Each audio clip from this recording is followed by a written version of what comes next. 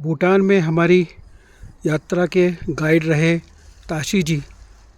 अब यात्रा के संबंध में हमें जो कुछ हुआ है वो बताएंगे।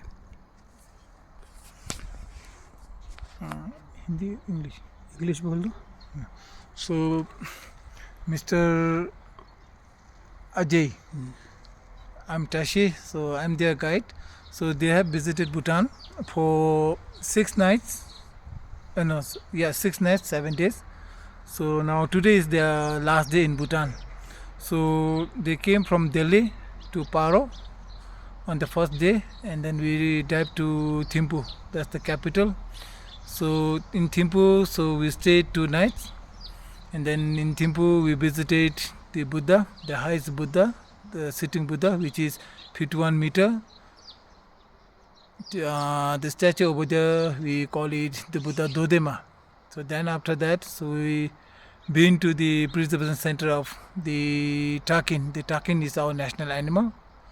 And then from there, so we went to the Simply Bhutan. Simply Bhutan, where is the living museum where we showcase how we Buddhist people live in Bhutan, how the houses are made, what our culture and all. From then after, so then we drove to town, and then in the town they were like around in the crab market. Okay, so then after that, so we went to hotel, and then the next day we drive to Punakha. So the Punakha is the old capital of Bhutan. Okay, and then till, when I say old capital, till 1955 the Punakha was the capital, and then after 1955 it was shifted to Thimphu. So now we call it Thimphu as a new capital, where all the ministers, king, all the royal families, all the wealthy people, they live in Thimphu. Okay, where we have like more than 120,000 population. And then we went to Punakha. The Punakha, before going Punakha, so there's a pass which is known as Dochula Pass, where you could see 108 stupa which are like built by the royal grandmother, the eldest grandmother, in the memory of the king, people and the country.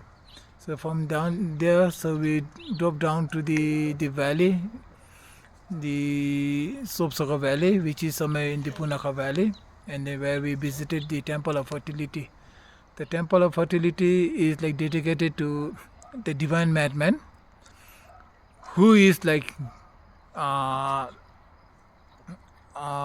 who is the yogi or the master who came from Tibet somewhere in 15th century, visited Bhutan, subdued all the negative forces, and then somewhere in the place of Soka, so over there on that places he subdued a demon whose name we usually call it the Dochula demon. So she was like subdued on that at the mount, and then he named it that place as Chimmi, which means no dog monastery, and then even it's known as the Temple of Fertility. Why Temple of Fertility? Because like if you visit that monastery, so you are blessed with the kids. When we say blessed with the kids, the couples after getting married for a longer period, and then those who don't have like babies, so those people go over there, get blessed, prayer, and then you will be blessed with the kids.